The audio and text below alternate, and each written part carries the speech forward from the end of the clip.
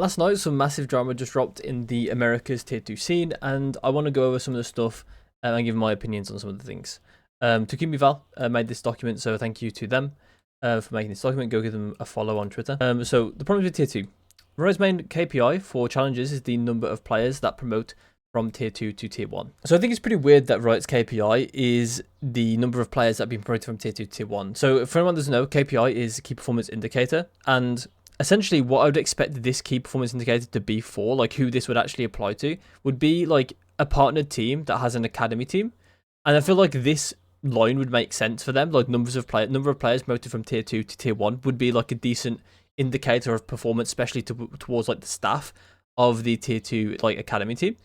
I wouldn't expect Riot to actually have this line in their KPIs, because to me it makes more sense that they would be treating this more like a part of the viewership ecosystem, and therefore would be like wanting to put resources into the viewership side of things, because that's how the tier 2 scene is going to actually generate cash flow. And obviously there's going to be other places where they get their revenue from, but for the most part it's basically like a smaller version of tier 1, which obviously viewers aren't going to be flocking to as much, because a lot of people want to see the best in the game and want to see these international tournaments and things like that, and that obviously just doesn't happen in tier 2. So then it goes on to say the problem with this in the last 2 years is that this has been heavily skewed. The reality is that there are only 3 new tier 1 players, which I don't think is actually true. MLBR, there's Cortesia, Zenom, and Verno, and then there's also Brock on NRG, there's Vic on C9, there's Xander on 100 Thieves. There's probably more that I can't think of off the top of my head. Obviously, there's all a 2 game, but I guess that probably doesn't count. I don't think this is right. We don't really know what Riot's aims are with the amount of players that get promoted from tier 2 to tier 1. So it's hard to know like if they saw last year as a success or not, based on how many players just got promoted to tier 1 this year. Riot doesn't care about spending money in the league. They will not fund it because they don't want to. They want TOs to pay the cost to run their own league, which is an extremely bad deal for the TOs. So I agree that it is an extremely bad deal for the TOs. I don't know the reality of this, to be honest. And this is definitely going to be, this obviously going to be biased, right, towards the TOs, because this is said by a TO. So it makes a lot of sense, or a tournament organizer. So it makes a lot of sense that this would be biased towards the fact, like the opinion of what a TO would have in this situation. I am skeptical on this part, because there probably are reasons for it, right? Because they don't want to, like not wanting to do something isn't a reason to not want to do something. It's usually that there's a couple of reasons to not want to do something, and therefore you don't do it. So there probably are reasons there. We just don't know what they are. And it is clear that Riot don't really want to spend money in the tier 2 scene, because they haven't, right? If they wanted to, they would. They are a massive company. And in my opinion, it is a kind of a missed opportunity for Riot, because the tier 2 scene feeds directly into the tier 1 scene, and if the tier 2 scene is failing, the tier 1 scene is not going to be too far behind it. So, and to be fair, I think that Riot overall, they tend to do a lot better job in other regions than they do in Americas. And this shows in League as well, because I think the talent turnover is one of the biggest things. It just seems that there's not enough new players given chances in Americas in comparison to the other regions.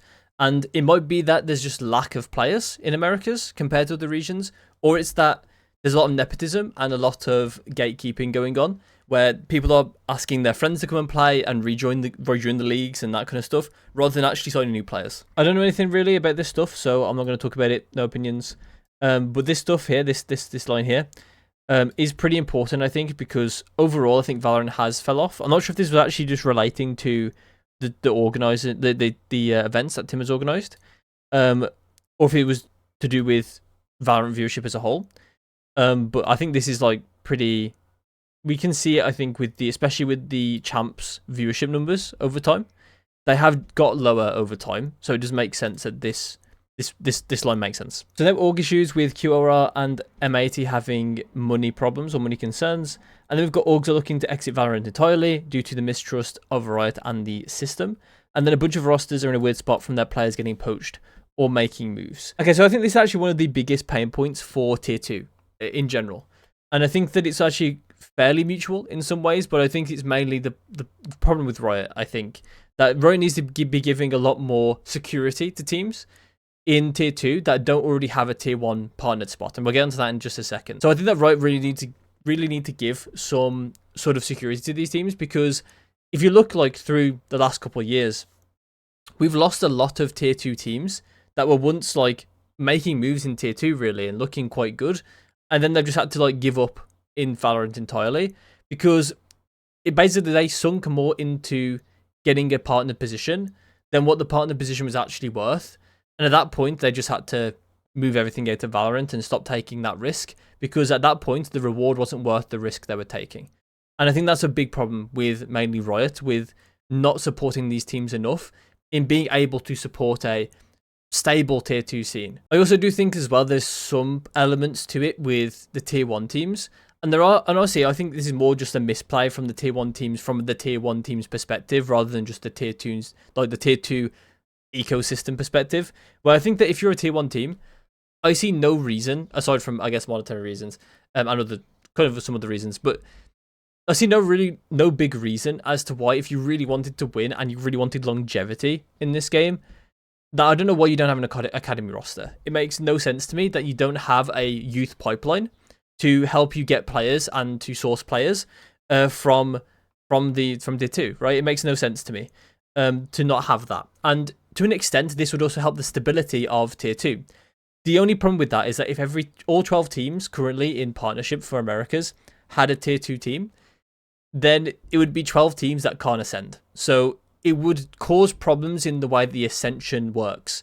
So I understand there could be like some hidden limitations that I'm not aware of that Riot has given these teams, where it's like first come, first serve for an academy team.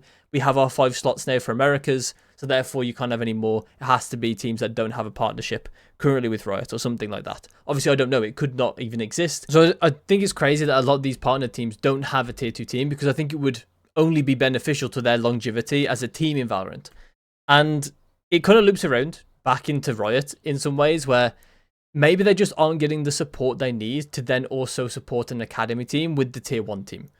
And I think Riot is more than capable of providing those supports.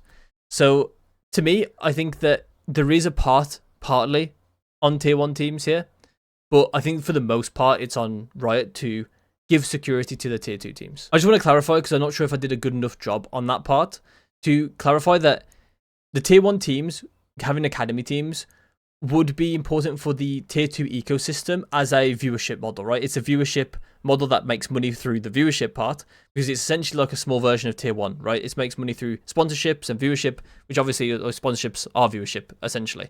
So they would only make money through that. So it's really important that they have stable games like rivalries and that kind of stuff that can seep down into tier 2. And that obviously tier 1 teams having tier 2 teams would help that, right? Help that quite a bit to make it a very small, like essentially a smaller version of the tier 1 scene for the viewership. The only problem is that the way the viewership works, usually people are only trying to look at like international stuff, or the very best play the very best, right? So it's still going to be a niche set of viewership you're going to have, but it's going to make that stable, that set of viewership more stable. Okay, then we have Liga Ace issues, which I'm not going to go over. But we do have big problems, and oh my god. Active Riot employee in the AC department is being paid off to let people cheat. All of its allegations, none of this is fact. So this might not be true, but it's pretty crazy if this is true, because it just is. It's just crazy, isn't it? AC department as well could be a bit more broad than what we expect it to be. It could either be that AC department is like specifically in-game in Valorant, so and that would mean that there are players that are currently actively cheating in the game, like in the game specifically, like aimbot or map hacks or something like that along those lines, right? Whereas if this AC department is a lot more broad, so it's looking at all forms of cheating surrounding Valorant and the esports scene, rather than just specifically within the game, then this would be bigger, right? Because this would mean that this Riot employee could be a active aid towards the match fixing and all that kind of stuff. Bettors are offering huge amounts to match fix games, even regular season. And honestly, this is absurd for like a couple reasons, where offering huge amounts to match fix essentially means that these bettors would be paying a decent amount, would be betting a lot. So then the payout is actually more than the huge amount. And so how much is huge? And also, how much are they betting to get the massive payouts they're getting, right? So it's pretty crazy that it could be like massive amounts of money that are being, like, obviously, I think Sean gave something about hundreds of thousands he was talking about, which is absurd. One of the other things about this as well that could make it even potentially, I mean, this could be a long shot, right? This is a reach potentially. But because it's regular season, it could even be like start of the season type games where you don't really know the players very well. You don't know how the teams are matching up very well, all that kind of stuff. Regular season tends to be a lot harder to calculate who's going to win. So rather than like playoffs where you've got a lot more information overall, and it tends to be more consistent overall with like the amount of maps you're going to play, because best of fives are going to be more consistent than best of threes for the better team to win. So betting a regular season is really, really scary to do, especially with huge amounts of money. So maybe they could be tracked back, like realistically, I have no clue. Maybe not, maybe. I have no clue. There are likely teams that would take the money, even if it ruined their career, because how else are you going to make money in this scene? Which is crazy, because it's probably going to be teams that we know about pretty publicly, and they're going to be fairly popular potentially, and they would have ruined their career at this point, I guess. And then we've got win trading in ranked, which probably doesn't actually look as big as a problem as it is, but it can be really, really bad. And it's mainly quantified by the amount it's happening rather than the actual thing itself. Whereas match fixing, obviously, is also really bad by the quantity as well. But match fixing in any tournament can potentially ruin the entire tournament, right? Whereas win trading ranked, obviously, it's not going to ruin the ranked integrity, but it's going to be really, really bad to play. And it's also going to, especially for the people that it actually affects, and it's also going to be a criminal offense as well, very much like match fixing, where essentially a bettor is fixing the odds that they win. And the same with match fixing, right? This is a criminal offense that you can go to jail for, and so is win trading. The main problem with win trading is that it's not exactly easy to detect it really that much. And I think Riot probably are doing the best they can right now, but it's really difficult to detect win trading because of how well they can try and disguise the fact that they're trying to lose, or trying to trying to win trade.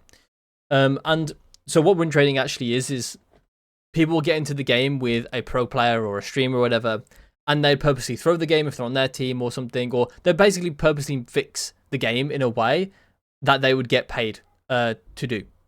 So either win the game with the pro, lose the game with the pro, whatever, right?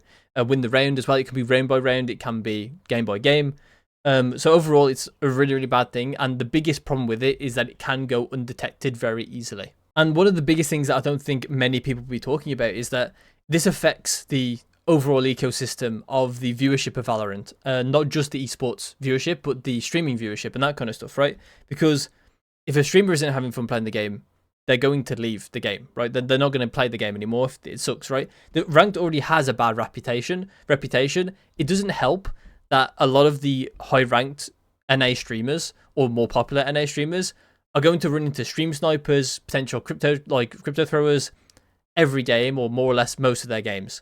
So it really doesn't help, and it basically demonizes ranked for their viewer base, and then it demonizes the game overall. So it can impact the amount of players playing the game. It can impact the amount of people watching the game because they don't want to see their favorite streamer sit there and rage a lot. Some people do, to be fair. To be fair, sometimes raging on stream does help viewership, but it still will not help the vision of the game or the reputation of the game. Because it might be fun to see a streamer rage, but people aren't going to look at that experience that the streamer's having and be like, I want to have that experience. Let me go and play ranked. And this even works like even if it's a low ranked player that's looking to climb, they don't want to climb into this, right? And then there's just like widespread cheating, closet cheating, apparently. I don't know what this means. It could be like, these are very blanket statements. Like, is it widespread cheating in the esports scene? Is it widespread cheating overall in Valorant? Is it closet cheating in the esports scene? Is it closet cheating with overall in Valorant? It probably is overall in Valorant, considering that ranked was just talked about, but don't know. Okay, then we get to like the Sean Gare stuff, and this is gonna be the last stuff I talk about, and I'm also not gonna like be sitting there waffling for like another 10 minutes because I'm sure it's already gone on for long enough. But essentially what Sean was going on about is he was not very happy about Tim talking about this on stream, and it looks like from the onset that Sean is not very happy because he wanted to be the one to kind of like give all this information to the community and things. But I don't think Sean is that way. Just from watching him play and talk, like hear him talk, all that kind of stuff, it's very clear that I think he's got a lot more of a mature way of approaching this, and that I think that he just wanted to keep the stuff under wraps because it would be this making it public is aiding the people that are actively doing making the problems, right? Actively match fixing, actively win trading, because it's going to make it more likely that they will try and hide what they're doing and delete evidence and get rid of all the things that would incriminate them.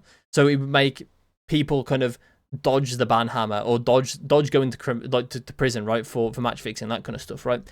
In the worst case scenario. And that's the main reason why I was thinking this as well, is because Tim says they are on the same side, right? So it probably means that Sean was probably coming at it from an angle like you're helping the people hide themselves, right? You're helping the people we want to get rid of in the scene hide themselves and embed themselves.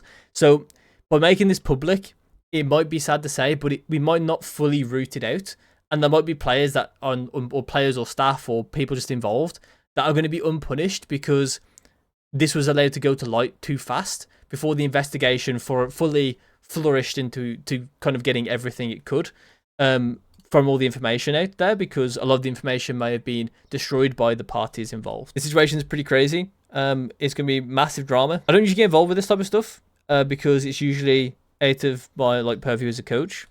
But I think it's really important to talk about this stuff because it's very clear that it's wrong for it to happen. I'll talk about this stuff as well. So if you have any opinions on this type of stuff, because I had a lot of my opinions, but I'd love to know what you guys think as well in the comments below. I hope you enjoyed, and I'll see you in my next one.